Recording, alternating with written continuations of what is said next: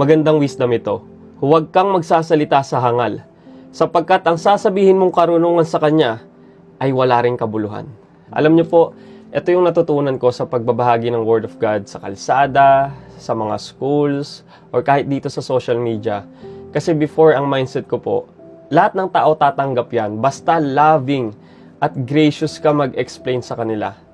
Pero sinasabi po ng Bible, may mga taong sarado ang puso't isip sa katotohanan. Kaya sinabi yan ni Solomon. Hindi po sinasabi sa verse na yan, huwag na nating turuan yung mga taong hindi pa nakakakilala sa Diyos.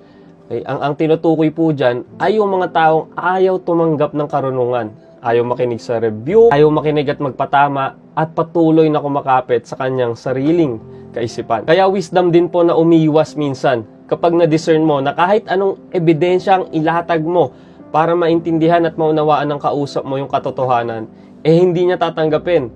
Kasi sarado ang puso. Kasi ganun po talaga masakit ang katotohanan. At may mga tao po na kapag tinanggap nila yung katotohanan, kailangan nilang baguhin yung buhay nila.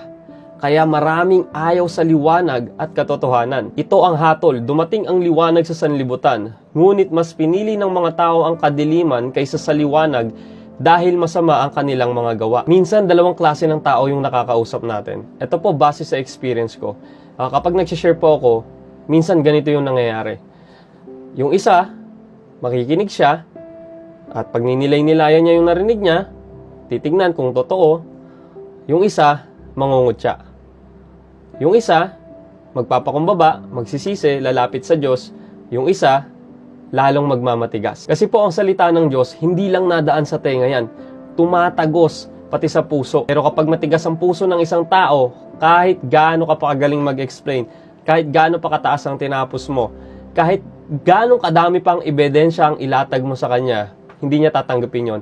Kasi nga, matigas ang puso niya. Sapagkat ang puso ng mga taong ito ay naging manhid, halos hindi na sila makarinig, at ipinikit nila ang kanilang mga mata. Kaya kapatid, reminder lang, may panahon para magsalita, may panahon din para manahimik. Minsan kasi iniisip natin na ang pagiging matapang, kailangan mong sagutin lahat ng argumento. Pero ang tunay na karunungan ay alam mo kung kailan ka magsasalita at kailan ka titigil. Hindi po lahat ng argumento kailangan mong ipanalo.